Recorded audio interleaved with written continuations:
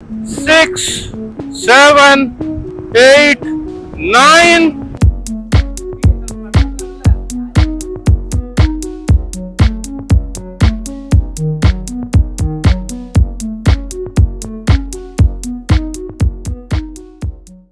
Hello YouTube, welcome back to our channel. My name is Sandeep and you are watching Wanderlust on Will. ये जो video का thumbnail और titles है ना, आप लोग बिल्कुल ही कंफ्यूज ना होइएगा क्योंकि आज का वाला जो वीडियो है इट्स नॉट अ क्लिकबेट। हालांकि the distance between today's destination and my home is only 130 kilometre, but जब तक हम लोग घर पहुंचेंगे ना तब तक ये जो अपना बाइक है ना it will cross the magical milestone of 1 lakh kilometre. इसीलिए मैं आज का वाला राइड का नाम रखा हूं कि दी 1 लाख किलोमीटर राइड। हो गया ना क्लैरिफिकेशन? अभी आपको दिखाता हूं। ये देखिए, फिलहाल तो रीडिंग हो चुका है 99915। घर पहुंचते पहुंचते रास्ते में कहीं ना कहीं तो हो जाएगा 1 लाख किलोमीटर। लेकिन ये देखिए कितना खूबसूरत गांव वाला कंट्री साइड लोकेशन मिल गया आप लोगों से बातें चालू करने के लिए। तो आज का वाला डेस्टिनेशन है Jalagamparai waterfall, but this blog will be mostly revolving around my bike. तो ये अपना जो व्हाइट हॉर्स है, ये वाला बाइक में लिया था 2013 in the month of June. तो एग्जैक्टली 13 ईयर कंप्लीट होने वाला है ये बाइक को। एंड लाइक एवरी राइडर या फिर मोटरिस्ट का ड्रीम होता है ना, to take their vehicle and cross that magical milestone of 1 lakh kilometre. जो वाला सपना आज मेरा पूरा होने वाला है। जब बैंगलोर में मेरा पहला जॉब माइक्रोलैब में लगा था, लोग नया जॉब लगते ही पैसा उड़ाने लगते हैं, लेकिन मैं सेव कर रहा था क्योंकि मुझे यही वाला बाइक लेना था। और वो पहले सेविंग से मैं करिश्मा आर लिया था हीरो का। जब कॉलेज में पढ़ रहा था ना, उसी टाइम से ये बाइक पर मेरा क्रश आ गया था। पापा को इतना रिक्वेस्ट किया कि ये बाइक लेके दे दो, लेकिन उनका यही मानना था कि तू अभी छोटा है और ये बाइक तेरे लिए बहुत बड़ा है। जिसकी वजह से मैंने मन ही मन ठान लिया था कि जब मैं नौकरी करूंगा अपना पहला सैलरी और सेविंग से ये वाला बाइक लूंगा। ये 11 ईयर में ना बाइक काफी दिन खड़ी थी। तो इनिशियल 2 साल मैं बाइक बस कुडलू से यशवंतपुर जाता था, जहाँ की मेरा सिस्टर रहती थी। ऑफिस तो मेरा वॉकेबल डिस्टेंस पे था। और 2 साल के बाद when my sister and brother in law they moved out to Delhi, फिर मैं राइड करना चालू कर दिया। And initial day I joined a club. ये मेरा क्लब था, बेंगलुरु करिश्मा बाइकर्स क्लब। और मेरा पहला राइड इसी एरिया में था, लेकिन वो जो पहाड़ है ना उसके opposite sides to Yelagiri hills. फिर तो भाई नॉन स्टॉप राइड पर राइड मारता रहा। बीच में शादी भी हो गया जिस टाइम में थोड़ा बहुत गैप भी हो गया था, लेकिन फिर भी my wife Ananya is very cooperative. She knows कि मुझे राइड कितना पसंद है, तो इसलिए she allow me to go for frequent rides. तो ऐसे ही लॉन्ग राइड करते करते this bike crossed 80,000 kilometre before COVID. और उसके बाद अपने लाइफ में पैंडा आ गया। पैंडा आने के बाद फिर से बाइक खड़ी हो गई। तो बिफोर कोविड 80,000, 4 साल लग गए इसको 1 लाख क्रॉस करने के लिए। तो आप सोच सकते हो इस बीच में मैं ज्यादा राइड नहीं कर रहा हूँ। तो चलिए अभी थोड़ा बाइक के बारे में बात करते हैं। ये देखिए, बाइक एंटायरली स्टॉक कंडीशन में है। बस मैंने यहाँ पे ऑक्स लाइट लगाया हुआ था क्योंकि इसका लाइट थ्रो ना काफी पुअर है compare to the modern days bike. नहीं तो ये मडगार्ड 2 बार चेंज हुआ था, ये भी टूटा था। क्लोज टू 80,000 किलोमीटर जब हुआ था, मैं हासन राइड पे था देवरमन ने, वहाँ पे एक बड़ा सा पोर्टल आया, उस बीच में फंस के टूट गया। इंजन अभी तक स्टॉक कंडीशन में है, लेकिन इंजन के बारे में थोड़ा बहुत लोचा हुआ था जो कि मैं आगे आपको बताऊंगा। बाकी आप ये देख पा रहे होंगे धागा।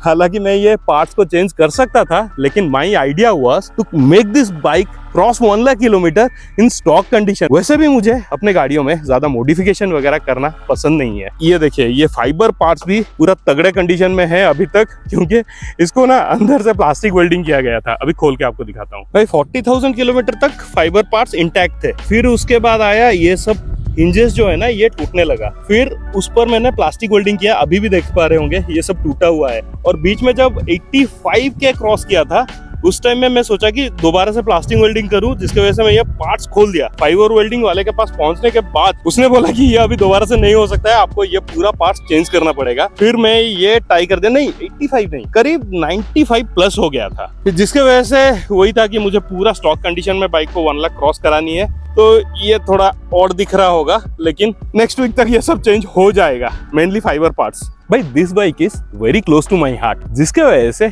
इसको मैं कभी भी सेल आउट नहीं करूंगा, बस फिक्स करके मेरे पास ही रखूंगा। अगला वाला अपग्रेड क्या होने वाला है ये आप लोग सजेस्ट कर सकते हैं। मेरा बजट है 4 लाख का। तो आप लोग फटाफट से कमेंट सेक्शन में बोलिए कौन सा बाइक लेना है, ट्राइम का स्क्रैम्बलर एक्स या फिर केटीएम एडवेंचर। ये 2 ऑप्शन में आपको दे दिया, बाकी आप लोग बोलिए। बाइक के बारे में बातें करते करते हम लोग आज का डेस्टिनेशन में पहुंच चुके हैं, जो कि है जलगमपराई वाटरफॉल। लेकिन ये जो सीनरी है ना, लैंडस्केप यार जबरदस्त है। ये वाटरफॉल के पास काफी सारे ट्विस्टी वाला रोड्स आए। Since it is coming under village area, तो मैं बहुत ध्यान से चला रहा था। नो नीड ऑफ कॉर्नरिंग, अगर फिसल गए ना तो उल्टा हाथ पड़ जाएगा। Wow, this is entrance of Jalagamparai waterfall. आगे से टिकट कलेक्ट करेंगे, कितना ले रहे हैं मैं आपको बताता हूँ। How much sir? So we have reached Jalagamparai waterfalls arena and यहाँ पे है जलखंडेश्वर टेम्पल। और जैसे कि मैं देख पा रहा हूँ वाटरफॉल में पानी ही नहीं है। आगे चलते हैं, देखते हैं वाटरफॉल का जो सोर्स है ना वो कहाँ से शुरू होता है।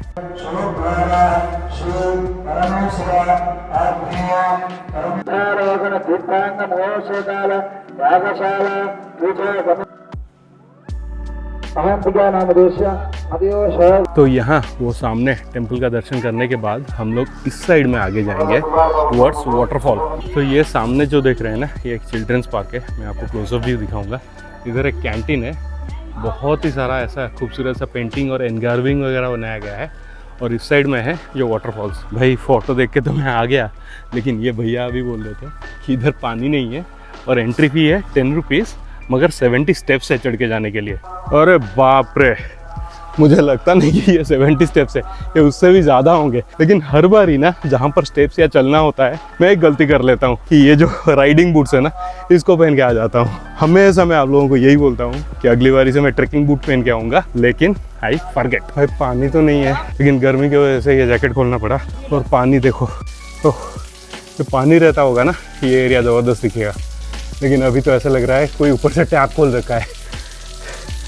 पतली धारा वाला पानी, वो भी थोड़ा स्मेल कर रहा है अजीब। हाँ, जंगलों में से आ रहा है ना पानी, इसीलिए। लेकिन यार फुल फ्लो के टाइम में अच्छा दिखेगा ये वाला जगह, जो कि फ़ोटोज़ में आता है, गूगल वाला फ़ोटो में। हालांकि मैं मानसून में आया हूँ, लेकिन पानी बिल्कुल भी नहीं है, एकदम से टाइट है, फिर सो गया। मौसम प्लीजेंट है, ज़्यादा गर्मी नहीं है। और इधर देखिए ऐसे बैठने के लिए ना बहुत सारा सेट्स भी बनाया गया है भाई। लेकिन एक चीज़ अप्रिशिएट करना पड़ेगा, ये वाला जगह को ना काफ़ी ज़्यादा क्लीन रखा गया है, नीट एंड क्लीन।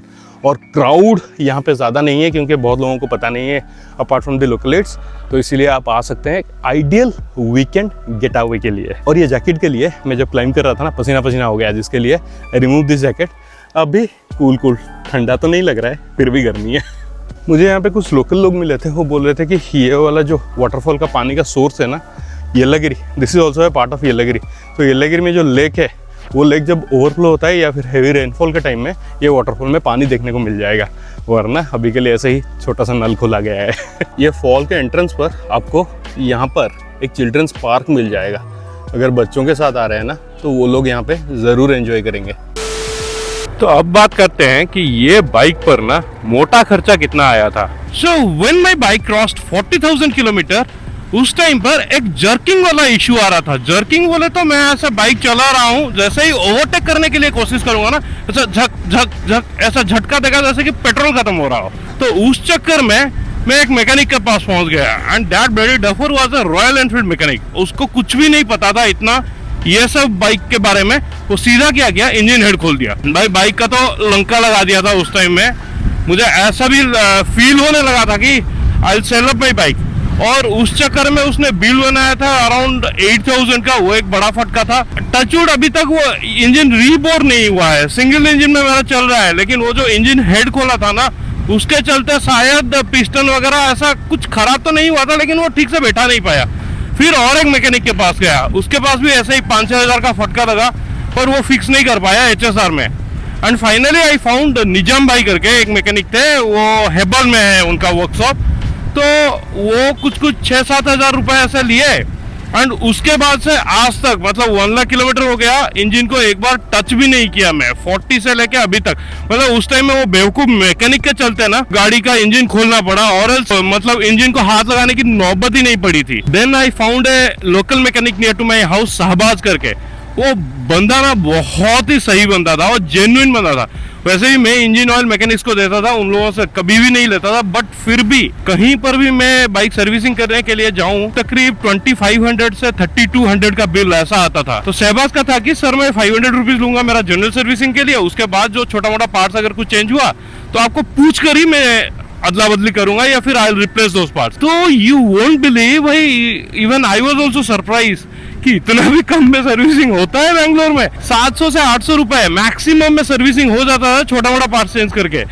तो शहबाज के पास जब से सर्विसिंग में लिया हूँ, बड़ा खर्चा आया था जब क्लच प्लेट रिप्लेस हुआ था, फिर जो चेन स्प्रोकेट रिप्लेस हुआ था वो भी हो के 1700 से 2500 मैक्स टू मैक्स। उसके बाद तो कभी भी नहीं हुआ। और शहबाज बहुत मस्त बंदा था, लेकिन अनफॉर्चुनेटली ड्यूरिंग कोविड वो गुजर गया। भगवान उसका आत्मा को शांति रहे। उसका गुजरने का गम तो मुझे भी था, बट साथ ही साथ और एक वरीड था कि भाई हु नेक्स्ट, इसके बाद मुझे फिर से मैकेनिक ढूंढना पड़ेगा। तो फॉर्चुनेटली शहबाज का जो भांजा था सहीम, जिसके पास अभी भी मैं जा रहा हूँ, मेरा बाइक पूरा उसका जिम्मेदारी है, तो वो मिल गया। और वो सेम ही जगह पे उसी का जो गैरेज वर्कशॉप था ना, वहाँ पे अपना वर्कशॉप खोला। तो तब से लेके अब तक ये 1 लाख किलोमीटर हो गया है भाई। सहीम के पास भी मैं वही आजकल, मतलब पहले ना मैं जब नया नया बाइक लिया था, बाइक को लेके बहुत वरीड रहता था, क्योंकि वही जैसा रीजन में आपको बताया, छोटा मोटा जर्किंग या नॉकिंग इशू, कुछ भी अगर छोटा मोटा इशू लेके जाओ गैरेज वाले के पास, वो लोग लूटते हैं यार वर्कशॉप वाले। मतलब बैंगलोर में अगर सही ढंग वाले कोई नहीं मिले तो फाइनली वो टेंशन अभी खत्म हो गया है। मैं आजकल कैसा कर रहा हूँ, आजकल तो वैसे भी कोविड के बाद ज्यादा राइड नहीं कर रहा हूँ, क्योंकि कोविड से पहले मेरा बाइक 80,000 किलोमीटर रीच कर चुका था।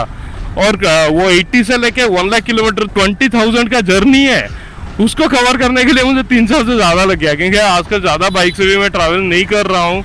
और बिटिया होने के बाद तो बहुत ही घट गया है। अभी बस ऑफिस जाता हूँ या फिर छोटा मोटा ऐसा लॉन्ग राइड करता हूँ। तो आज भी वही हुआ, मैं सोचा कि भाई बहुत दिन हो गए 1 लाख किलोमीटर नहीं हो रहा है, चलो एक राइड पे निकलते हैं and we will cross that magical figure. तो अपार्ट फ्रॉम फाइबर पार्ट, जब बाइक अराउंड 70,000 किलोमीटर पे थी, तो ये जो फ्यूल इंडिकेटर बार यहाँ पे आता है ना, इसका सेंसर काम करना बंद कर दिया। मतलब अगर टैंक फुल रहेगा तो इंडिकेटर चलता है, बराबर दिखाता है फुल टैंक में, और जैसे ही टैंक फुल के बाद ना 150 किलोमीटर क्रॉस कर जाएगा, फिर ये बंद हो जाता है। और मैं बाइक ऑन करने के बाद कुछ देर ब्लिंक करेगा, फिर दिखाएगा एग्जैक्ट रीडिंग, कुछ सेकंड बाद फिर से बंद। तो इसीलिए बीच राइड में जब मुझे पेट्रोल का लेवल देखना है, तो मैं इसे की को ऑन ऑफ कर देता हूँ। और उसके बाद रिसेंटली बोले तो 98,000 किलोमीटर क्रॉस कर गया था, जब ये पासिंग बटन है ना, ये पास वाला, ये काम करना बंद कर दिया। बस ये छोटे मोटे इश्यूज के अलावा ना, जो इसका दिल है, जो हार्ट ऑफ द बाइक है, engine, it's one of the gem. मतलब ये बाइक को मैं काफी पुश किया हूँ। मैं सोलो कोडाचाद्री किया हूँ, one of the toughest of road of Karnataka, आराम से चली। मतलब ये बाइक का स्पेसिफिकेशन तो इतना भी मुझे पता नहीं है कि ये स्पेसिफिकेशन के अंदर में घुसना नहीं चाहता। बस 225 सीसी का इंजन है, अराउंड 18 to 20 bhp है, लेकिन इसका जो लो एंड टॉर्क है ना भाई, गजब है। कोडाचाद्री, क्यातनामकी, उलुपनी, और एक टफेस्ट ऑफ रोड है वागमन केरला में, उसको भी मैं आराम से किया था मेरा बाइक से। अदर इंपोर्टेंट खर्चे में आया है 4 सेट टायर्स। जो इसका स्टॉक टायर था, इट लास्टेड अराउंड 36,000 किलोमीटर। फिर उसके बाद उसमें लाइफ बचा था, but I replace to Michelin Sirac street. और एज यूजुअल मिसलिनी का लाइफ कम होता है, तो 20,000 किलोमीटर में वो घिस गया था। Now it's running on it's 4th set of tyre, जो कि है सीएट का, and that is also button tyre, which is both off-road and highway friendly tyre. भाई बस और 1 किलोमीटर रहा to achieve the magical figure of 1 lakh. तो countdown शुरू करते हैं। 1 2 3 4 5 6 7 8 9 and 10। Here we go, 1 lakh kilometre on odo. भाई इतनी खुशी हो रही है ना यहाँ पे, ये 1 लाख किलोमीटर देख के भाई मजा आ गया, सीरियसली मजा आ गया। तो ये आखिरी बार के लिए 1 लाख किलोमीटर का वीडियो ले लेते हैं, क्योंकि इसके बाद तो ये मार्क क्रॉस ही हो जाएगा। तो इसी के साथ आज का वाला ब्लॉग दी एंड करने का टाइम आ गया है। If you like this blog, give it a thumbs up. Channel में नए हैं तो सब्सक्राइब कीजिए। हम मिलते हैं जल्द और एक नया डेस्टिनेशन के साथ। तब तक के लिए stay fit, stay safe, Tata.